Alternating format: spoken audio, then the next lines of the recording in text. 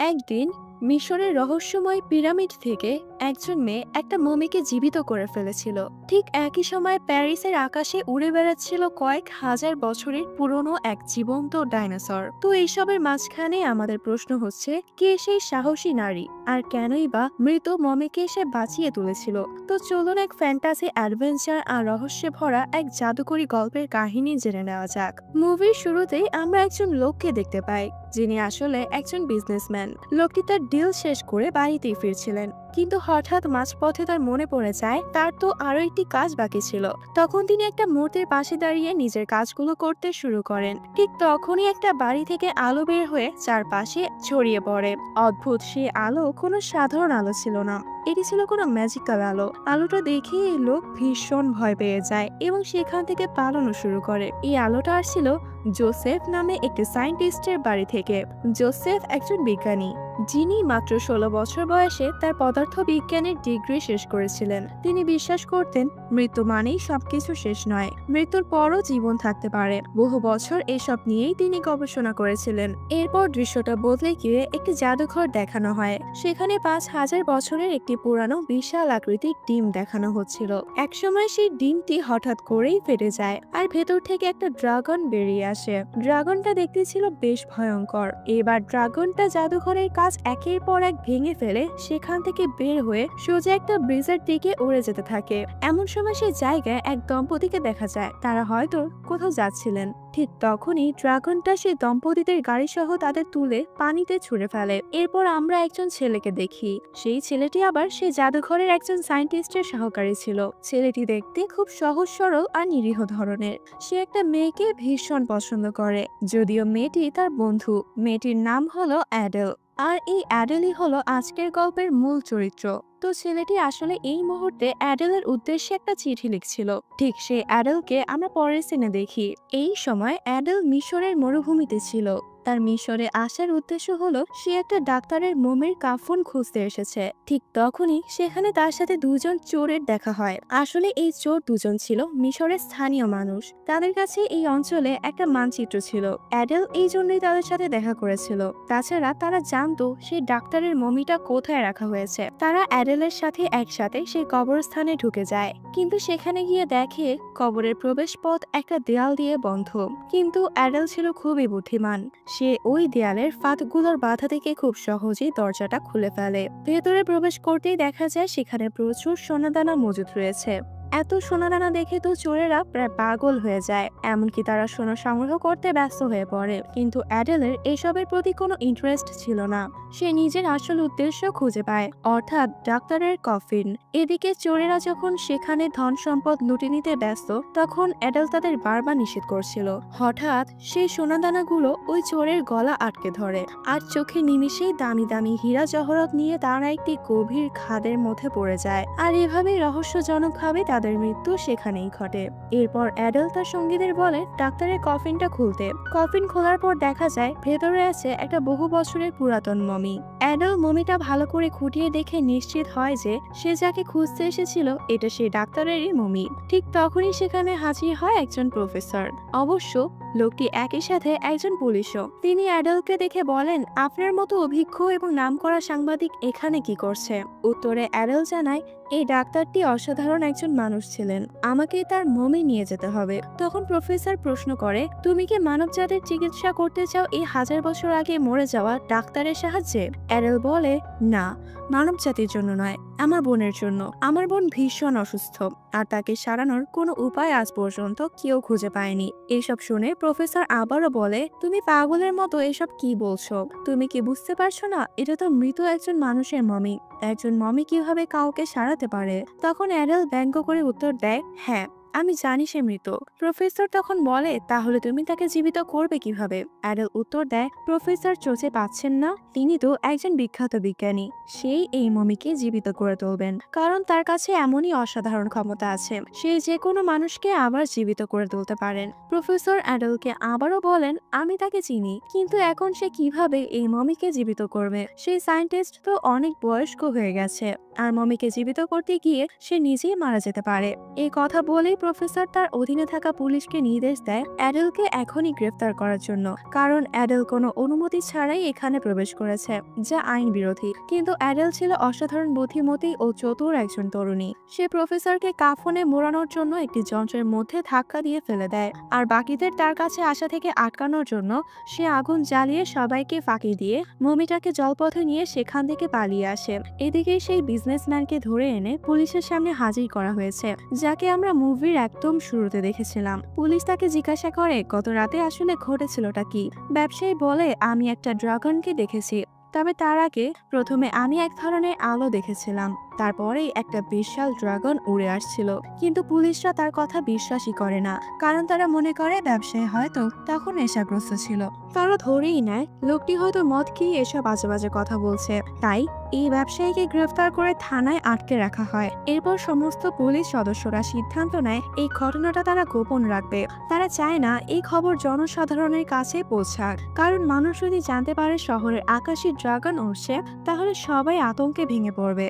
কিন্তু পরের দিন একটা সংবাদপত্র রিপোর্ট ছাপা হয় যে শহরের আকাশে কিছু একটা উড়তে দেখা গিয়েছে, আর এটা হলো সেই ড্রাগন যে ইতিমধ্যে অনেক মানুষকে মেরে ফেলেছিল।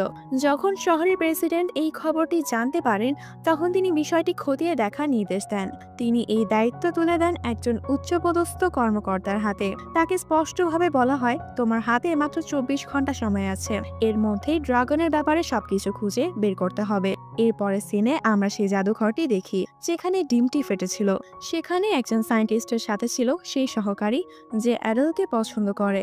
তারা ডিমটি ভালোভাবে পর্যবেক্ষণ করতে গিয়ে ধারণা করেছিল ডিমটি থেকে সম্ভবত একটি পাখির মতো কোনো প্রাণী বের হয়ে গেছে।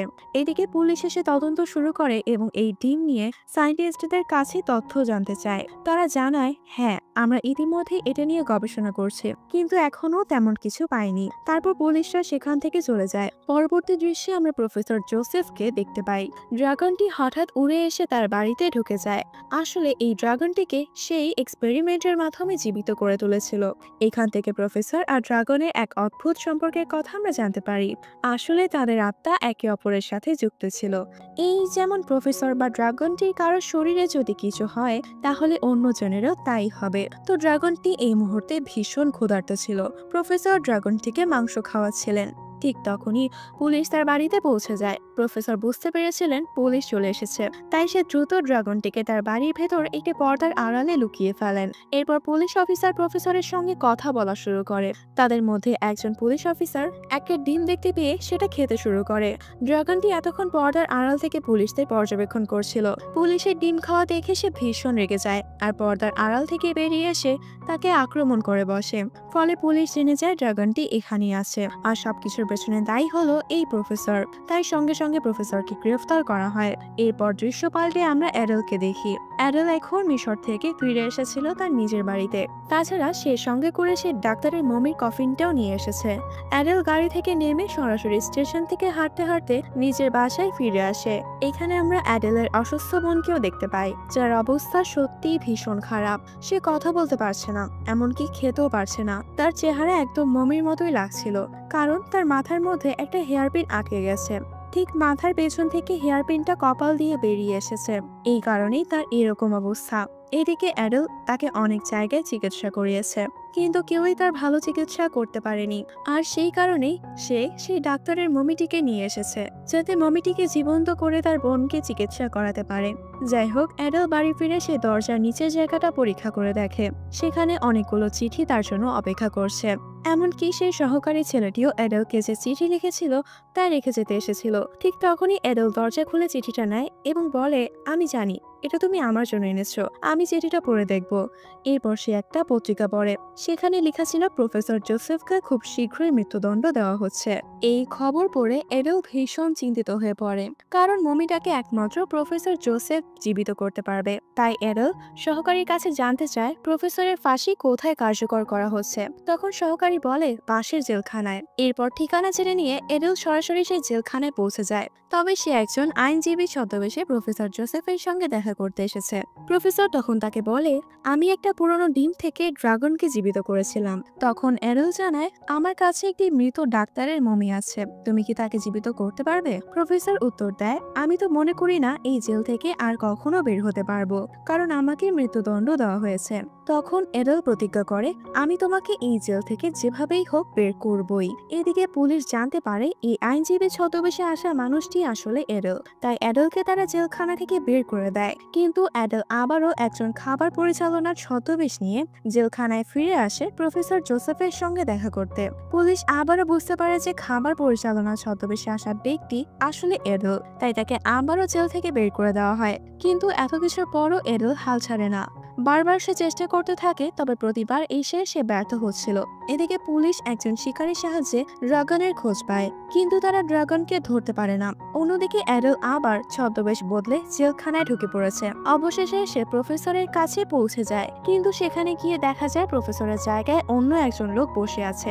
সে ব্যক্তি এডেলকে জানায় প্রফেসরকে অন্য একটা জায়গায় ছাড়িয়ে নেওয়া হয়েছে, কারণ আগামীকাল সকালে তাকে মৃত্যুদণ্ড দেওয়া হবে। এখন কেবল কোনো ক্ষমতাধর ব্যক্তি চাইলে তাকে বাঁচাতে পারবে। তখন এডেল সরাসরি প্রেসিডেন্টের কাছে চলে যায়, কারণ তাদের মধ্যে অনেক আগে থেকে পরিচয় ছিল। সে প্রেসিডেন্টকে জানায় সে একটা বিশেষ অনুরোধ নিয়ে এসেছে। সে নিশ্চিত যে প্রেসিডেন্ট তাকে নিরাশ করবে না। সে অনুরোধ করে যেন প্রফেসর জোসেফকে মুক্তি দেওয়া হয়। প্রেসিডেন্ট তার কথা শুনে বলে, আমি বিষয়টা ভেবে দেখব। এই সময় হঠাৎ করে ড্রাগনটি এসে প্রেসিডেন্টের উপর আক্রমণ করে। এডেল সাহসিকতার সাথে ড্রাগনের হাত থেকে প্রেসিডেন্টকে বাঁচিয়ে ফেলে, কিন্তু আশেপাশে কেউই ড্রাগনটিকে দেখতে পায়নি। ফলে সবাই ধরে নেয় যে এডেল ব্যক্তিগতভাবে প্রেসিডেন্টের উপর হামলা চালিয়েছে। সেই অভিযোগে তাকে গ্রেফতার করে নেওয়া হয়। অন্যদিকে বিজ্ঞানী আর তার সহকারী ড্রাগনের জন্য কিছু ডিম আর মাংস রেখে দেওয়া হয়েছিল। তারা নিয়মিতভাবে ড্রাগনটির খাবার সেখানে রেখে যায়, যেন ড্রাগনটি ক্ষুধার্ত থেকে কারো কোনো ক্ষতি না করে। আর ড্রাগনও নিয়ম করে এসে সে খাবার খাচ্ছে। এই জায়গাটিকে সে এখন নিজের বাড়ি ভাবতে শুরু করেছে। ড্রাগনকে এভাবে আকৃষ্ট করতে পেরে বিজ্ঞানী সহকারীকে প্রশংসা করে বলে, তুমি তো অসাধারণ কাজ করেছ, তুমি সবসময় একজন প্রতিভাবান ছিলে। অন্যদিকে এডেল বাধ্য হয়ে নিজের বাড়িতে ফিরে আসে আর তার বোনকে বলে, সবকিছু ঠিকঠাক মতো হয়নি, আমি খুব দুঃখিত। পরে সে বাথরুমে গিয়ে গোসল করতে থাকে। সেই সময় সে সুযোগ পেয়ে সহকারীর লেখা চিঠিটি পড়ছিল। চিঠি পড়ে সে জানতে পারে যে সহকারী ড্রাগনটা সম্পর্কে জানে, তাই এডেল সময় নষ্ট না করে সেই সহকারীকে নিয়ে ড্রাগনের কাছে চলে যায়। সে একটুও ভয় না পেয়ে বরং ড্রাগনের সঙ্গে বন্ধুত্ব করে তোলে। তারপর সে ড্রাগনটার পিঠে চড়ে ওঠে। ড্রাগনের সাহায্যে সে প্রফেসর জোসেফকে মুক্ত করে আনে। পরবর্তীতে এডেল সহকারীর কাছে যায়, সেখানে বিজ্ঞানীও উপস্থিত ছিলেন। জানা যায় বিজ্ঞানী আর প্রফেসর জোসেফ ঘনিষ্ঠ বন্ধু ছিলেন। তারা একে অপরকে দেখে ভীষণ খুশি হয়। ঠিক সেই সময় পুলিশ দ্বারা নিযুক্ত একজন শিকারীও ঘটনাস্থলে এসে ড্রাগনের উপর গুলি চালাতে শুরু করে। ড্রাগনটা করুণ স্বরে চিৎকার করে ওঠে। প্রফেসর জোসেফও সেই আঘাতে ক্ষতিগ্রস্ত হয়, কারণ যেমন আমি আগেই বলেছিলাম তাদের আত্মা একে অপরের সাথে যুক্ত ছিল। এডেল প্রফেসর মারা যাওয়ার আগেই তার বাড়িতে নিয়ে আসে। প্রফেসর এডেলকে বলে পুরনো সব জিনিস একটা বৃত্তের মধ্যে রেখে দিতে। এরপর সে মমিটিকে জীবিত করার কাজ শুরু করবে। কিন্তু মমিটিকে জীবিত করার সময় প্রফেসর মারা যান। স্পষ্টতই প্রফেসর মারা যাওয়ার সঙ্গে সঙ্গে ড্রাগনটাও মারা যায়। তবে প্রফেসরের মৃত্যু হওয়ার আগেই সে মমিটিকে জীবিত করতে সক্ষম হয়েছিল। তাই মমিটি জীবিত হয়ে ওঠে এবং সরাসরি এডেলের বোনের কাছে যায়। পরে সে জিজ্ঞাসা করে তার বোনটি অসুস্থ কিনা আর তার কি হয়েছে। এডেল বলে, 5 বছর আগে একটি দুর্ঘটনা ঘটেছিল। তখন আমরা টেনিস খেলছিলাম, একটা বল তার মাথায় লাগে। ফলে বোন পড়ে যাওয়ার সময় মাথায় একটা পিন ঢুকে যায়। সেই সময় থেকে সে যেন মৃত অবস্থায় রয়েছে। সে না খায়, না কথা বলে, আর না কোনো রকম কাজ করতে পারে। এডেল মমিটিকে আরো জানায়, তোমার যা জ্ঞান আছে আমি জানি তাতেই সে ভালো হতে পারবে। মমিটি বলে, আমার কাছে যত জ্ঞান আছে তাতে সে সুস্থ হবে না, কারণ আমি তো এই বিষয় নিয়ে পড়াশোনা করিনি, আমার সাবজেক্ট তো ছিল ভিন্ন। এই কথা শুনে এডেল অবাক হয়ে প্রশ্ন করে, তুমি কি ডাক্তার না? মমিটি বলে, আমি ডাক্তারও না, বিশেষজ্ঞও না, আমি একজন সাধারণ সার্জন ছিলাম। তবে যে তোমার বোনকে ঠিক করতে পারবে তাকে আমি চিনি। সে হলো রাজা ফেরাউনের চিকিৎসক। তবে তুমি ভয় পেও না, আমি জীবিত হয়েছি মানে সকল মমিও জীবিত হয়ে উঠেছে। পরে এডেল মমিটি আর তার বোনকে মিলে মিউজিয়ামে নিয়ে যায়। সেখানে প্রধান ডাক্তারের কফিন রাখা ছিল। এটি সেই জায়গা যেখানে সব রাজা ও সৈন্যদের মমি রাখা হয়েছিল। এডেল এক এক করে সব মমিকে জাগিয়ে তোলে। এরপর তারা রাজার কফিন খুলে তাকেও জাগ্রত করে। রাজা উঠে বলে, ইস, কি সুন্দর ঘুমটা ছিল। তবে সে জাগার পর অনেক খুশি হয়। সে যখন জানতে পারে অ্যাডেল তাকে জীবিত করেছে তার বোনের চিকিৎসার জন্য, তখন আবার সে ভীষণ রেগে যায়। কিন্তু অ্যাডেল তাকে অনুরোধ করে তার বোনকে আবার জীবিত করার জন্য, কারণ সে তার ছোট বোনকে খুবই ভালোবাসে। সে তার বোনকে ছাড়া বাঁচতেই পারবে না, আর কোনোভাবেই সে তার বোনকে হারাতেও চায় না। এই কথা শুনে রাজার মন গলে যায়। সে আবেগ আপ্লুত হয়ে তার ডাক্তারের কাছে বলে এডেলের বোনকে চিকিৎসা দিতে। এরপর ডাক্তারের পদ্ধতিতে সে চিকিৎসা শুরু করে এবং শেষ পর্যন্ত এডেলের বোন আবার আগের মতো স্বাভাবিক অবস্থায় ফিরে আসে। সব কাজ শেষে রাজা এবং তার অতিথিরা শহর ভ্রমণে বের হয়। এডেল খুশি হয়ে তার বোনকে জড়িয়ে ধরে, তার চোখে ছিল আনন্দের জল। অন্যদিকে মমিরাও শহর ঘুরে আনন্দ উপভোগ করছিল। তারপরের দৃশ্যে দেখা যায় যেখানে এডেল একটা জাহাজে যাত্রা শুরু করেছে। এভাবেই তার যাত্রা শুরুর মাধ্যমে এই মুভির সমাপ্তি ঘটে। তো এই ছিল অসাধারণ একটা গল্প, যদিও পুরোটাই কাল্পনিক। আশা করি আপনাদের কাছে ভিডিওটি ভালো লাগবে। দেখা হবে আরো একটি নতুন গল্প নিয়ে। তো বন্ধুরা, কেমন লাগলো আজকের গল্প অবশ্যই কমেন্ট করে জানাবেন। সবাইকে ধন্যবাদ পুরো সময়টা আমাদের সাথে থাকার জন্য।